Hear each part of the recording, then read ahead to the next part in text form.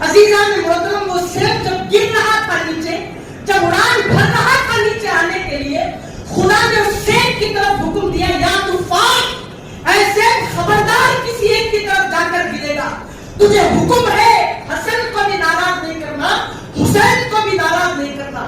سیب جب نیچے قریب آیا تختیوں کے بیچ میں سے کٹ کر ایک جا کر حسین کی تختی پہ گرا، دوسرا حسن کی تختی پہ گرا۔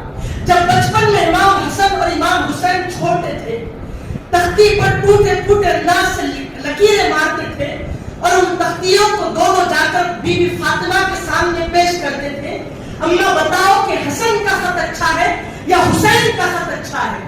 اماں کو دل نہیں لگتا تھا کہ ایک کو کہوں گی تو دوسرا ناراض ہو جائے گا، کہتی تھی کہ نہیں، اس کا جواب علی دیں گے، تمہارے بابا دیں گے۔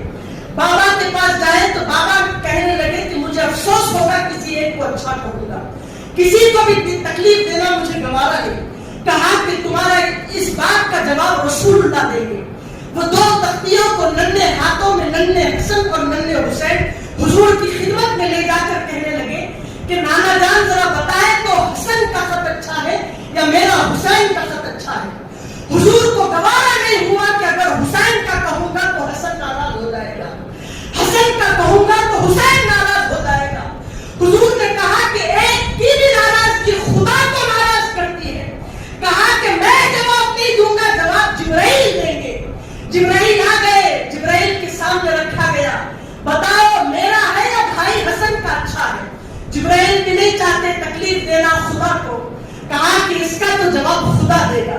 اب خدا نے کہا کہ میں کسی کو تکلیف دینا نہیں چاہتا، حسن کو تکلیف ہوگی تو مجھے ہوگی۔ اللہ نے کہا کہ جبرائیل جنت سے ایک پھل لے جاؤ، ایک سیب لے جاؤ اور اس سیب کو آسمان سے نیچے گراؤ، سیب جہاں پر آ کے کٹ کے جہاں پر گرے گا اس کا خط اچھا ہوگا۔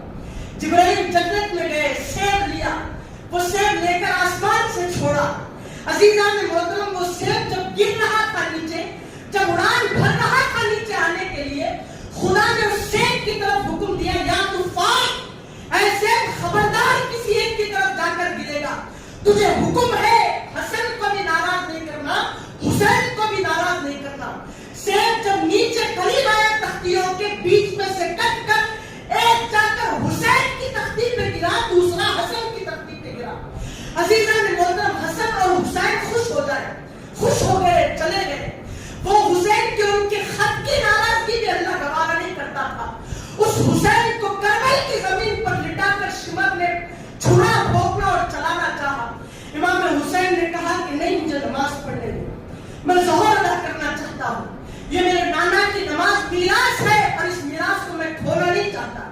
امام حسین نماز ظہر کے لیے کھڑے ہو گئے، نماز ختم ہونے بھی دیتا تھا، لیکن شمر لائن نے چاہا کہ اگر نماز ہو جائے گی تو ایک نئی قوت ملے گی، پھر سب کو ماریں گے، کہاں کا کھیل ہو جائے، پہلے ہی ان کو قتل کر دیتا ہوں۔ امام حسین